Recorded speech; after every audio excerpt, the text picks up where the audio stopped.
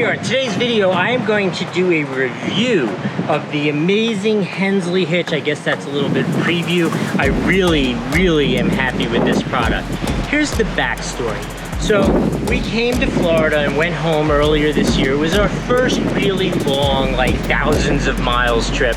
And while I am very good with the trailer and I don't mind the amount of sway I had before, it definitely requires more attention when I'm driving down the road. I have to watch where the tractor trailers are and time things out, and it just made the drive more tiring. So I decided we would upgrade. I, just like you, did the very first step and went to research what I was thinking about on YouTube. And of course, Keep Your Daydream comes up, and I actually really trust their advice. But I watched his video and he put it on his trailer and he said it totally eliminated sway.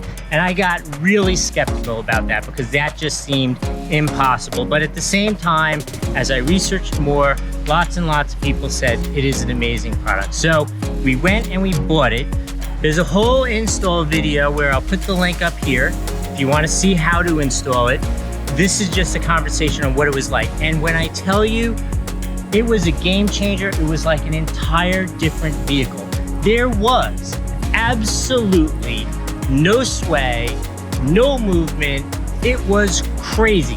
It's like the closest thing to magic I've ever experienced.